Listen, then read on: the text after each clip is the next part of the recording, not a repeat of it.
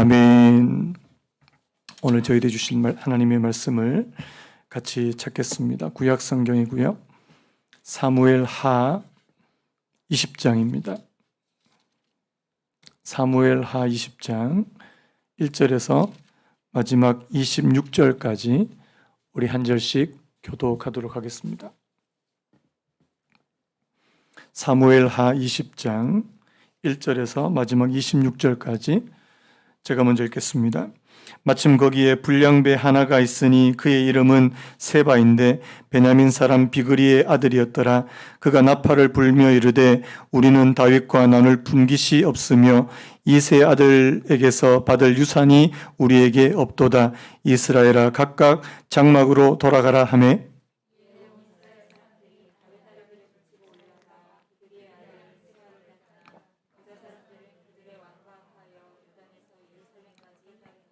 다윗이 예루살렘 본궁에 이르러 전에 머물러 왕궁을 지키게 한 후궁 10명을 잡아 별실에 가두고 먹을 것만 주고 그들에게 관계하지 아니하니 그들이 죽는 날까지 갇혀서 생과부로 지내니라.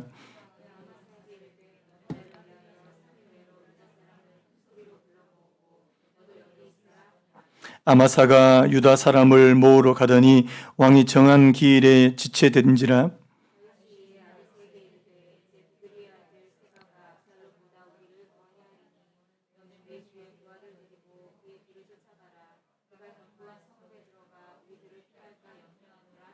요압을 따르는 자들과 그렛 사람들과 블렛 사람들과 모든 용사들이 다 아비새를 따라 비그리의 아들 세바를 뒤쫓으려고 예루살렘에서 나와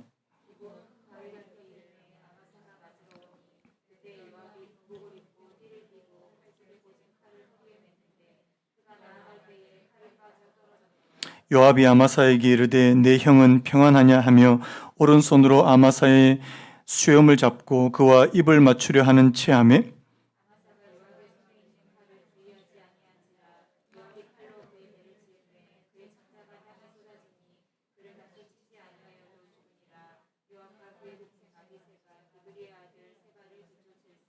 요압의 청년 중 하나가 아마사 곁에 서서 이르되 요압을 좋아하는 자가 누구이며 요압을 따라 다윗을 위하는 자는 누구냐 하니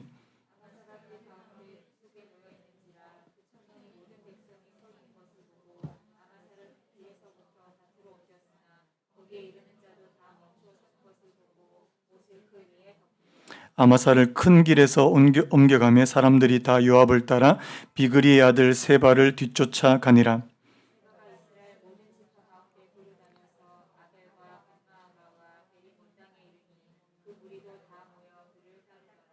이에 그들이 벳마아가 아벨로 가서 세바를 애우고 그 성읍을 향한 지역 언덕 위에 토성을 쌓고 요압과 함께한 모든 백성이 성벽을 쳐서 헐고자 하더니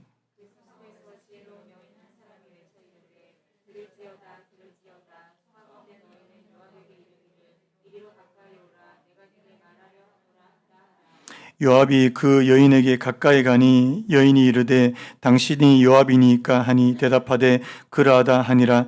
여인이 그에게 이르되 여종의 말을 들으소서 하니 대답하되 내가 들으리라 하니라.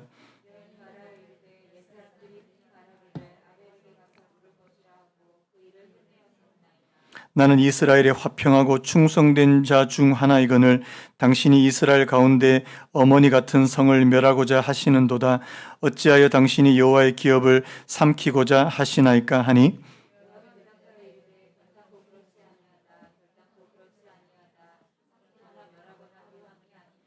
그 일이 그러한 것이 아니니라. 에브라임 산지 사람 비그리의 아들 그의 이름을 세바라 하는 자가 손을 들어 왕 다윗을 대적하였나니 너희가 그만 내주면 내가 이 성벽에서 떠나가리라 하니라. 여인이 요압에게 이르되 그의 머리를 성벽에서 당신에게 내어 던지리이다 하고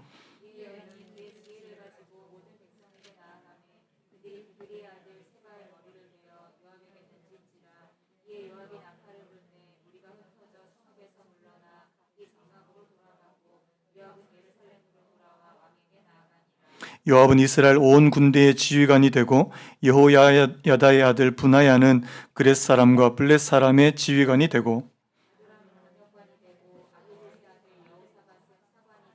스와는 서기관이 되고 사독과 아비아달은 제사장이 되고. 같이 읽겠습니다.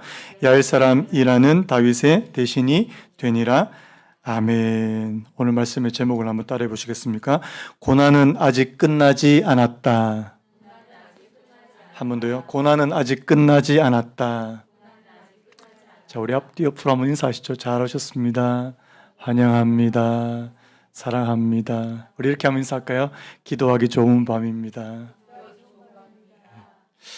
예, 우리 이 수요 기도에 참 귀한데 옆에 분한테 많이 좀 선전 좀 해주셔가지고 우리 수요 기도에도 좀 이렇게 같이 모여가지고 뜨겁게 그렇게 기도했으면 좋겠습니다. 자, 우리 지금 이 다윗에 관한 이 말씀 우리가 쭉 살펴보고 있는데요. 우리가 지난 시간까지 이 다윗이 압살롬으로 인해서 많은 그런 연단과 그런 고난을 받았던 것을 우리가 기억합니다. 여러분, 지금 이 사무엘하 11장 이후로 이 다윗은 다시 하나님의 이 연단의 프로그램에 들어가게 되는, 여러분 사무엘하 11장에 무슨 사건이 있었죠? 혹시 기억나십니까? 다윗과 밧세바의 그 사건. 그 사건 이후로 다윗은 다시금 하나님께로부터 많은 이 고난과 연단을 받게 되는 그런 모습을 우리가 쭉 살펴봤는데요. 우리가 지난 시간에 하나님께서 이제 드디어 이 압살롬 문제를 해결해 주시고 이 다윗을 다시금 그의 왕위를 회복시켜 주시는 것까지 우리가 이 19장까지 살펴봤는데요. 자, 우리 그러면 이제는 하나님의 연단이 끝났을 것이다.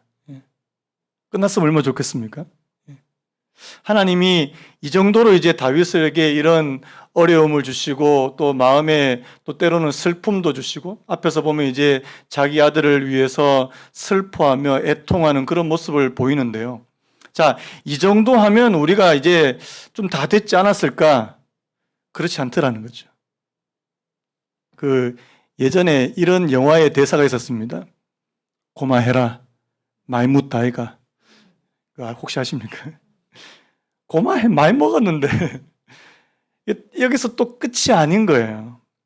여러분, 저도 주변에 우리 성도님도 그렇지만 우리 주변에 있는 아시는 분들을 좀 살펴보면 하나님께서는 이제는 좀 다 회복시켜 주시고 이제는 좀 평안하고 좀 평탄한 그런 삶을 살았으면 좋겠다 하는 분들이 있는데요. 그들이 여전히 또 어려움을 겪는 분들이 있습니다. 언제까지인지 잘 몰라요. 제가 이번에 어제 코로나 또 기사 보면서 야, 이거 진짜 길겠다. 여러분 보셨죠? 2,000명 이상 넘어가니까 이제는 제가 보니까 이제는 아주 길게 잡아야 되는 게 아닌가라는 생각이 들었거든요. 사실 올해 초까지만 해도 올 연말쯤이면 우리가 이제 좀 마스크 좀 벗을 수 있지 않을까? 근데 제가 보니까 올 연말 힘듭니다, 지금. 우리는 하나님의 때가 언제까지, 하나님의 연단이 언제까지인지 잘 몰라요. 다윗도 그렇습니다. 우리 생각에는 이 정도 하면 하나님께서 다윗을 충분하게 훈련시키셨다. 또 그의 마음이 겸손해지고 그가 하나님을 또 찾게 되고 우리가 충분히 이제는 회복할 때가 됐다 이렇게 생각하지만 오늘 말씀에 보면 그게 아니더라는 겁니다. 자, 오늘 말씀 보면 또 한 사람의 반역의 사건이 일어난다는 거죠. 물론 앞에 나오는 이 압살롬과는 비교할 수 없을 정도로 사실은 작은 규모의 반란이지만 여전히 이 다윗이 왕으로 있는 이스라엘 안에 이 반역의 요소가 있더라는 사실입니다. 자, 우리 1절만 다시 한번 같이 한번 읽어봤으면 좋겠는데요. 1절 우리 같이 읽겠습니다. 시작. 마침 거기에 불량배 하나가 있으니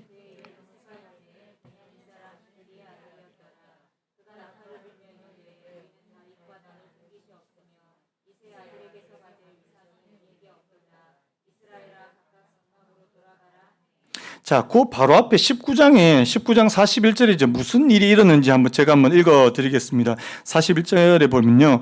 온 이스라엘 사람이 왕께 나와 왕께 아뢰되 우리 형제 유다 사람들이 어찌 왕을 도둑하여 왕과 왕의 집안과 왕을 따르는 모든 사람을 인도하여 요단을 건너가게 하였나이까 하며 이게 무슨 말이냐니까요. 이 다윗이 다시금 왕권을 복귀해서 이제 예루살렘으로 돌아올 때 유다 사람이 앞서가서 이 왕과 함께 할 것이냐 아니면 북이스라엘의 다른 지파 사람들이 함께 할 것이냐 이걸 가지고 막 이게 싸움이 있었다는 사실입니다. 여러분 아시겠지만 지금부터도 이때 이 다윗 시대 때부터도 이 남쪽, 이 유다는 남쪽이거든요. 이 남쪽 유다와 그리고 북쪽에 있는 다른 지파들, 이 북쪽 이스라엘 간에는 이 분열의 요소가 있었다는 사실입니다. 오늘 이 세바라는 사람이 이 분열의 요소를 이용해서요. 다시금 다윗에게 이 반기를 드려고 하는 그런 모습을 보이더라는 사실입니다.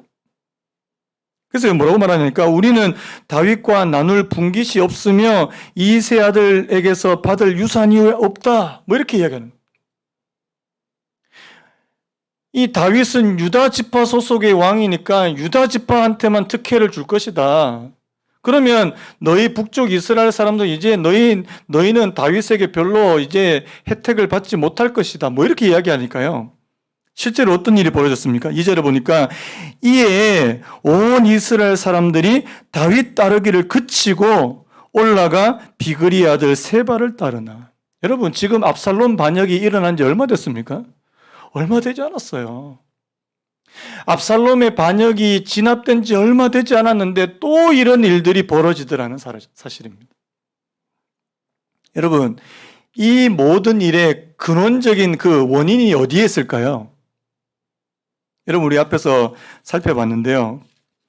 그 12장 아주 앞쪽에 보시면요. 12장에 이런 말씀이 있습니다. 12장 10절에요. 사무엘하 이제 내가 나를 업신여기고 햇사람 우리아의 아내를 빼앗아 내 아내로 삼았은즉 칼이 내 집에서 영원토록 떠나지 아니하리라 하셨고 한번 따라할 거예요. 칼이 내 집에서 영원토록 떠나지 아니하리라. 이게 나단 선지자가 이 다윗에게 하신 말씀이었는데요. 이 밧세바 사건 이후로요.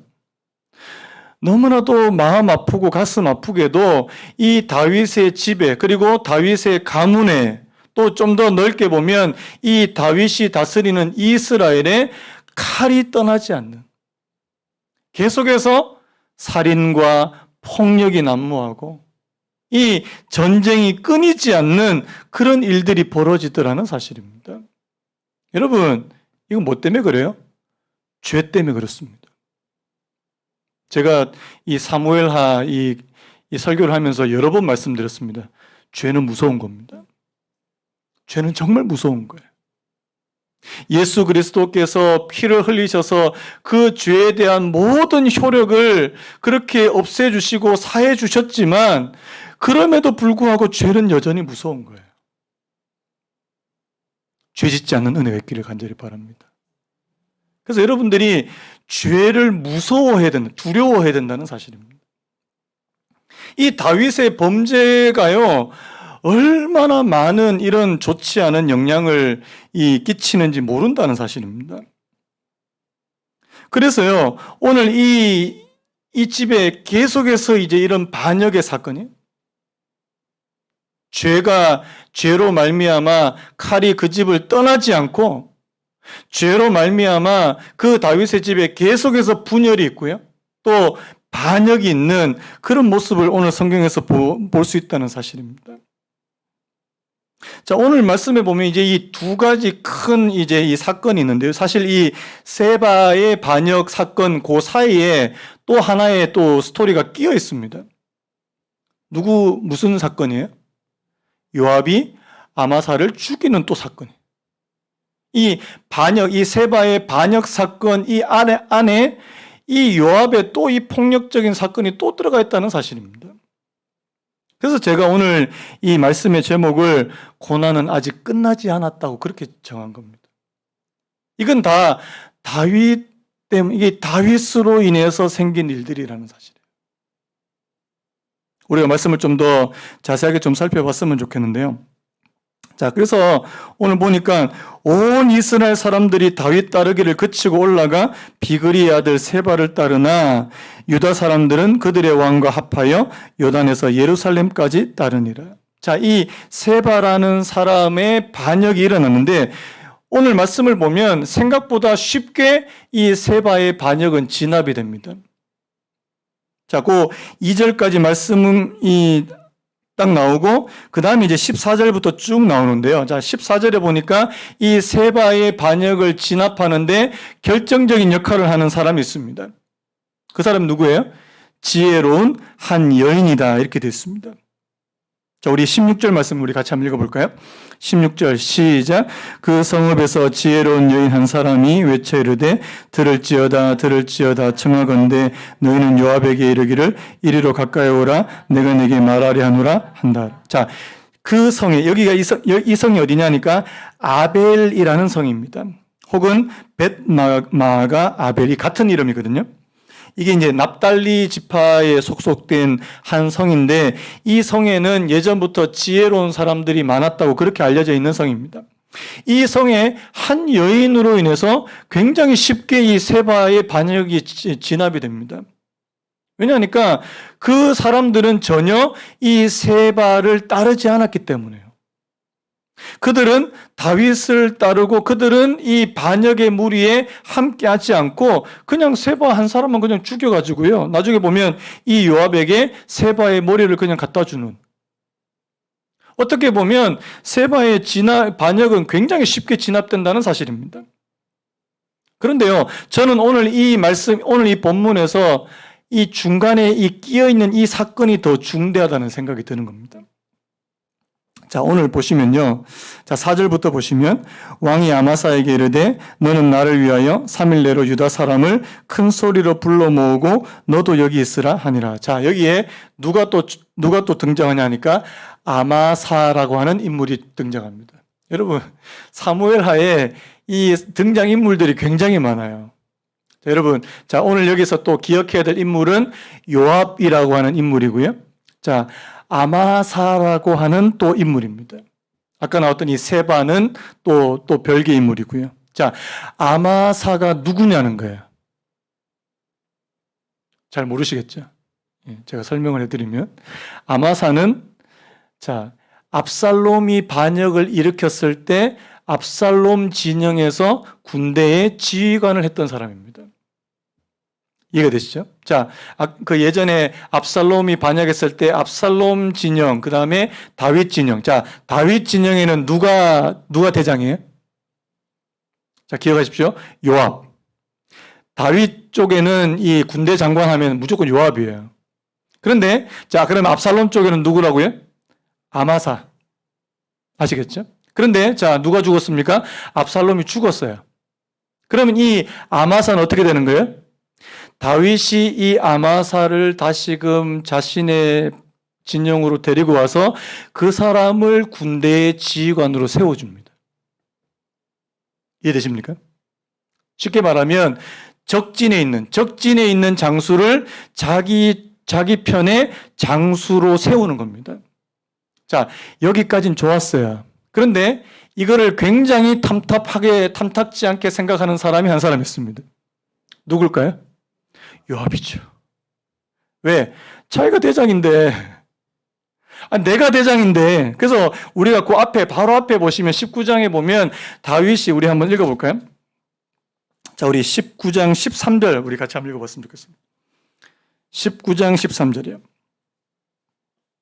19장 13절 시작. 너희는 또 아마사에게 이르기를 너는 내 골육이 아니냐? 네가 요압을 이어서 항상 내 앞에서 지휘관이 되지 아니하면 하나님이 내게 벌 위에 벌을 내리시기를 바라노라 하셨다 하라 하여. 자, 지금 다윗이 이 압살롬 진영에 있는 아마사를 자신의 편으로요. 자, 여기에는 또 이 다윗의 이 깊은 뜻이 있지 않겠습니까? 왜 그렇습니까? 지금 이 아마사마저 그냥 죽여버리면 압살롬 진영에 있는 사람들의 마음이 다윗에게 오기가 힘들겠죠. 그래서 아마사를 이 다윗이 끌어안으려고 했고요.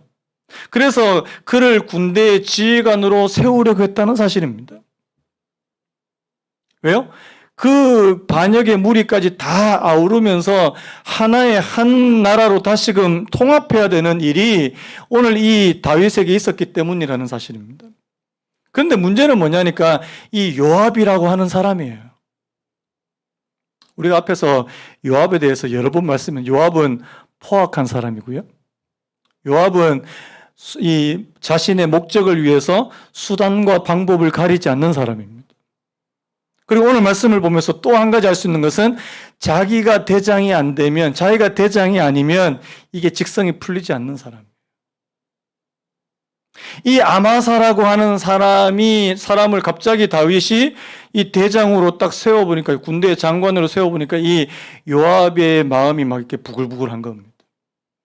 문제는 한 가지 더 있었어요. 자, 아마사라는 사람과 이 요압은 친척입니다.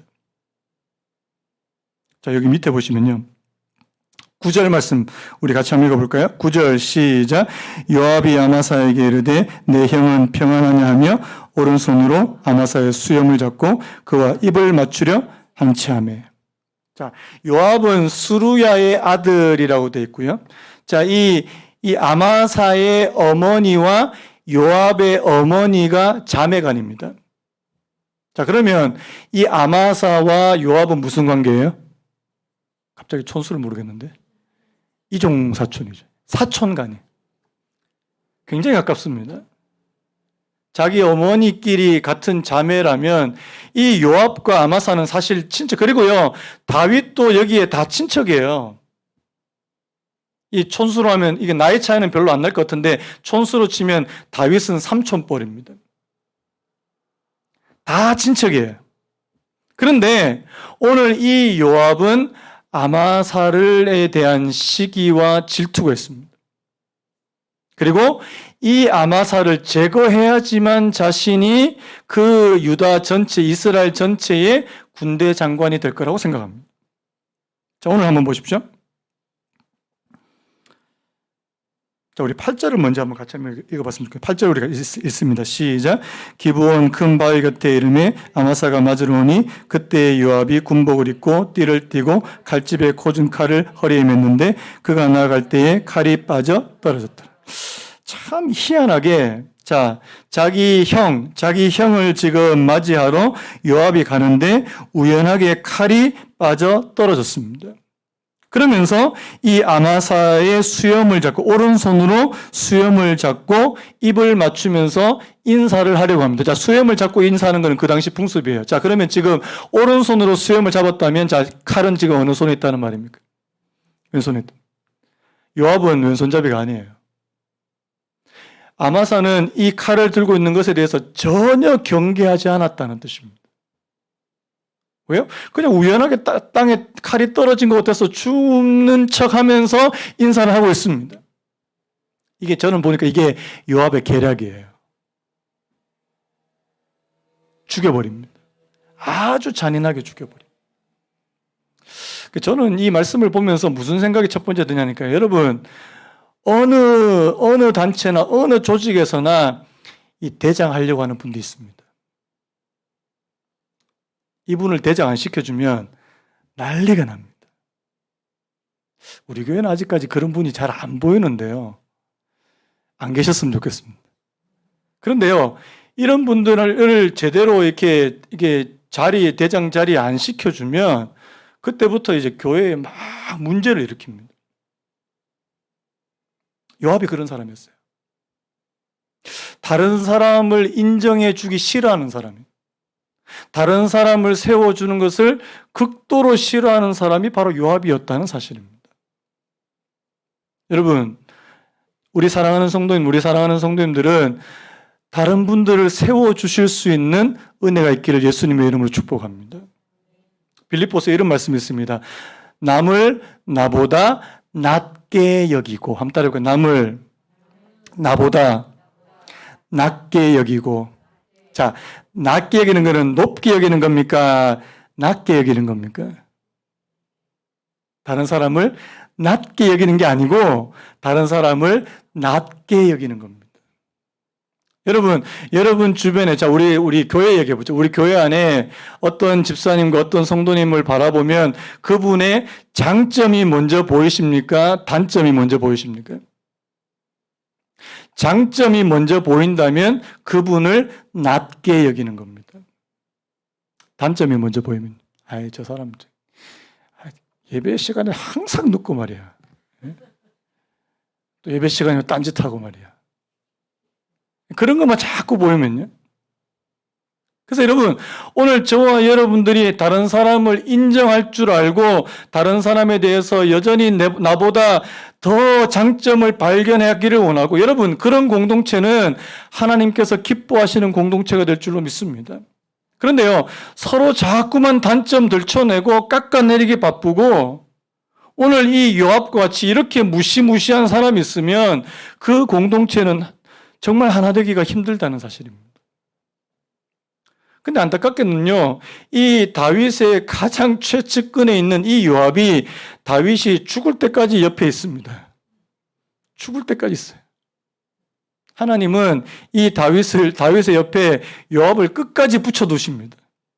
왜 그러신지 모르겠는데요.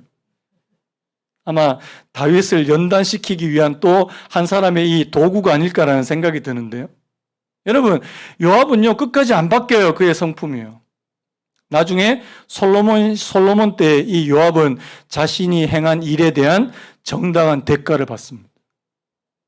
하나님께서 이 요압을 심판하라고 말씀하십니다.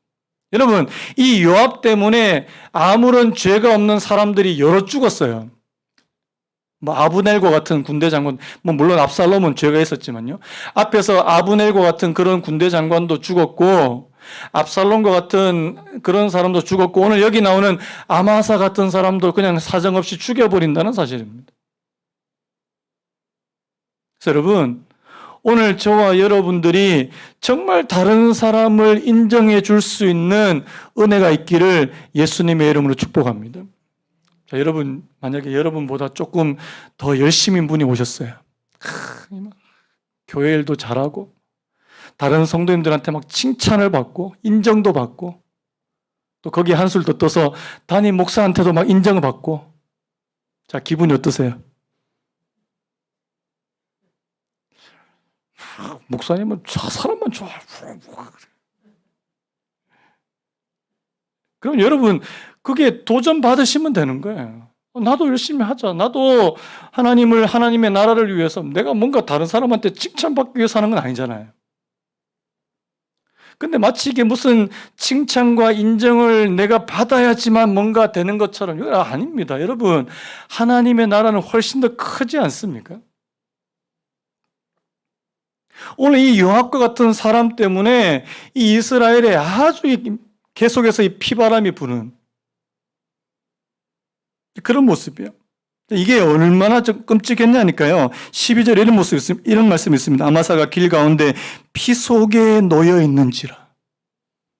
얼마나 세게 찔렀던지 창자가 다 튀어나오고, 피가 너무 많이 나와가지고 이제 흥건하게 이렇게 선혈이 낭자한 이 피비린내가 나는 그런 모습. 사람들이 막 지나가던 사람들이 다 서서 그 사람이 죽은 것을 쳐다볼 정도로요.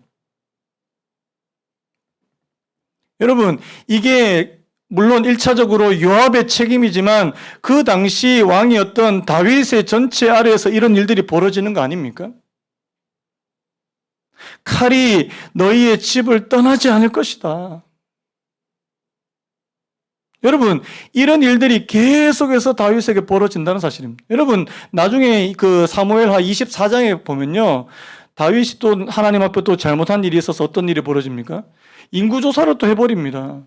또 그때 하나님께서 이 다윗을 또 이 심판하시고 징계하시면서 그 땅에 막 전염병이 이렇게 찾아오는 이런 일들이에요. 솔직히 말해서 다윗이 거의 죽을 때까지 이 하나님의 연단은 거의 계속된다고 볼 수 있다는 사실이에요.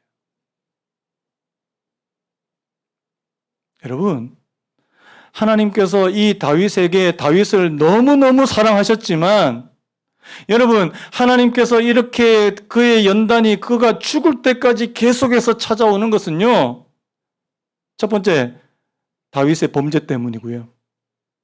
두 번째, 그런 다윗을 하나님께서 다시금 연단시키게 하기 위해서라는 사실입니다. 정화시키는 작업이라는 사실. 그가 마지막 때까지 하나님 앞에 그의 마음이 교만해지지 않고 높아지지 않고 그를 겸손하게 만드시는 하나님의 또 한 가지 방법이었다는 사실입니다. 여러분, 어떻게 보면 이 다윗의 이 마지막 이 말년은 참 고달프다. 제가 그런 말씀 드렸지 않습니까? 다윗은 광야를 2번 거쳐간 사람이라고요. 자, 첫 번째는 언제요? 왕이 되기 전에 사울 왕에게 쫓겨가지고 그렇게 광야를 크게 한번 또 경험한 그런 다윗이 이제 그의 말년에 또 광야를 겪는, 한편으로 보면 이 겉으로만 보면 다윗의 일생은 참 고달프다, 힘들다. 그런데요, 또 한편으로 보면 하나님은 다윗을 사랑하십니다. 아멘입니까? 하나님이 만약에 다윗을 안 사랑하셨다면 어떻게 됐을까요? 그냥 내버려 뒀겠죠. 간섭 안 하고. 하나님께서 다윗을 그냥 사랑하시지 않고 그냥 했으면 그냥 내버려 뒀을 거예요. 그런데 하나님은 끝까지 다윗의 모든 일에 개입하십니다. 이게 한편으로 보면은 굉장한 축복인데요. 한편으로 보면 굉장히 힘든 일이죠. 여러분, 징계가 없는 자녀는 사생자라고 그렇게 말씀합니다. 이 말은 뭐예요? 하나님의 참된 자녀에게는, 한번 따라해볼까요? 하나님의 참된 자녀에게는 반드시 징계가 있다. 인정하시는 분 하면요. 여러분들이 하나님을 잘 믿으려고 하고 내가 하나님 앞에 정말 바르게 살려고 하면 할수록 작은 일에도 하나님 그냥 안 넘어가십니다. 작은 일은 내가 하나님의 말씀의 작은 부분이라도 내가 잘못되면 하나님 여러분, 여러분들이 정말 기대를 갖고 있는 자녀가 조금 잘못하면 어떻게 될까요? 더 매섭게 해요. 자, 자녀 중에서 약간 포기한 자녀는요. 약간 포기했어, 이제. 쟤는 안 된다. 그냥 좀 내버려 둡니다. 그런데 기대가 많은 자녀일수록요. 훨씬 더 엄격하게 해요.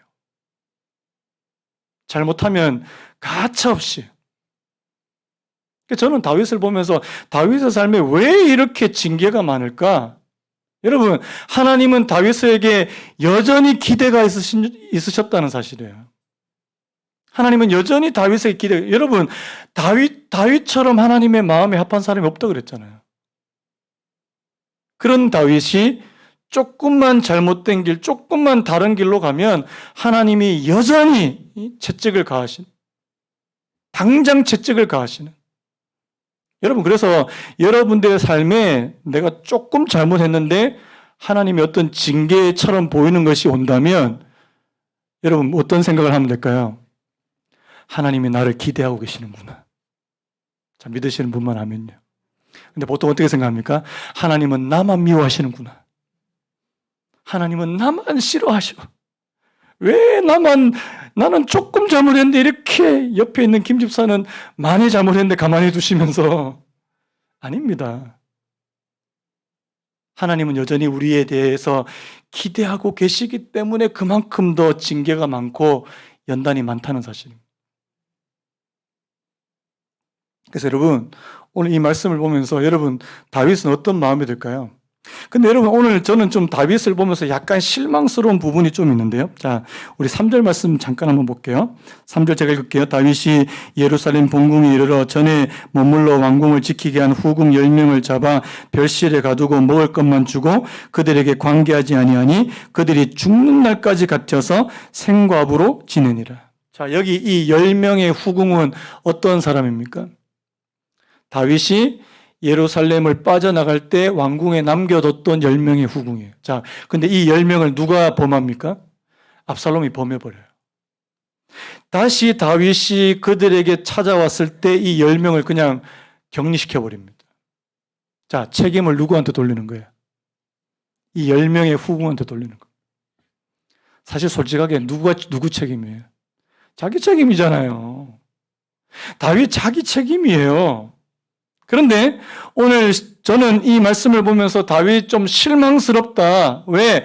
여전히 이 책임을 자기의 책임으로 돌리지 않고 이 10명의 후궁의 책임에게 돌린다는 거예요.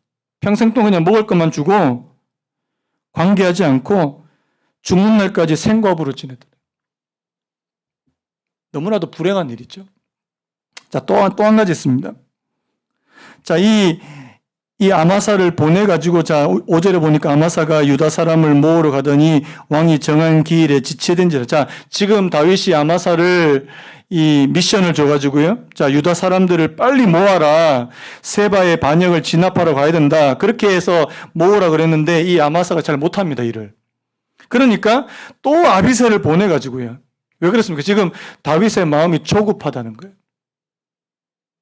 다윗이 다른 사람을 믿어주지 못하고 조급해가지고 또 이 아비새를 보내가지고 이게 일을 해결하려고. 여러분, 다윗의 오늘 모습 보면 굉장히 좀 실망스럽습니다. 왜 그런지 아시죠? 앞에 압살롬의 반역의 사건이 또 이런 반역의 사건이 또 커질까봐 이게 마음이 두려운 거예요. 여러분, 다윗은 이런 일들을 다 겪습니다. 다 겪어요. 여러분, 하나님을 믿는 사람도 이런 일 저런 일 다 겪습니다. 저희들은 안 겪을까요? 저희들도 겪습니다. 때로는 다른 사람한테 이 상처를 받기도 하고, 때로는 일이 틀어지기도 하고, 또 사람들한테 배신도 당하고. 여러분, 이런 일들을 다 겪고 나서야지 다윗이 나중에 마지막에 하나님을 송축한, 여러분 우리 다음 장에 보면 다윗이 하나님을 송축하는 그런 모습이 나옵니다. 하나님께서 이 다윗의 삶에 많은 연단을 주시고 고난을 주시고 그가 비로소 하나님을 하나님으로 인정하게 되는 그런 모습을 보인다는 사실입니다. 여러분, 그래서요, 하나님께서 저와 여러분들에게 고난을 많이 주실 때 여러분 실망하거나 낙심하지 않는 은혜가 있기를 바랍니다. 그것을 통해서요, 배우셔야 됩니다. 고난이 내게 유익이 되는 이유는 그 고난을 통해서 하나님의 율례를 배우기 때문인 줄로 믿습니다. 시편 119편 말씀이에요. 고난이 내게 유익한 한 가지 이유가 있다면 그 고난으로 인해서 하나님께서 내게 주시고자 하시는 그 메시지, 그 교훈을 깨닫게 되는 것입니다. 배우게 되는 거예요. 안타까운 건 뭔지 아십니까? 고난이 내게 여러 번 찾아왔는데 그 고난을 통해서 내가 아무것도 배우지 못하면 그거는 그 아주 이게 아무런 쓸모없는 고난이라는 사실. 배우셔야 돼요. 그래서 여러분, 우리 삶에 여러 가지 어려운 일이 있을 때 그 일을 통해서 하나님께서 내게 무엇을 가르쳐 주시기를 원하시는지. 거기서 내가 깨닫고 배우면 굉장히 성장하는 거 아닙니까? 그래서 여러분, 고난이 오늘 저와 여러분들에게 유익한 것이 될 수 있도록 여러분들이 정말 그 고난을 통해서 배우시는 은혜가 있기를 예수님의 이름으로 축복합니다. 지금도 여러분 여전히 코로나 상황이 있지만 하나님, 이 상황 가운데도 하나님께서 저희들에게 가르쳐 주시고자 하시는 것들은 많지 않습니까? 저희들 정말 깨달아 갈 수 있는, 배워갈 수 있는. 나중에 다윗이 그가 죽기 전에 하나님을 찬송하고 그의 삶에 하나님께서 베풀어 주신 은혜에 대해서 다 열거한 후에 그가 하나님 앞으로 갔던 것처럼요. 오늘 저희들도 이 땅에 살면서 많은 하나님에 대한 많은 것들을 경험하고 깨닫고요. 우리 마지막에 정말 하나님을 송축하고 높이는 상태에서 하나님의 나라로 갈 수 있는 저와 여러분 되시기를 간절히 바랍니다. 그래서 우리 아까 불렀던 찬양 있잖아요. 이 찬양 한번 부르고 다시 한번 부르고 기도했으면 좋겠는데요. 오직 주만 따라갑니다. 오직 주만 높임을 받으소서. 내 평생에 그 이름을, 그의 선하심을 세상에 노래합니다.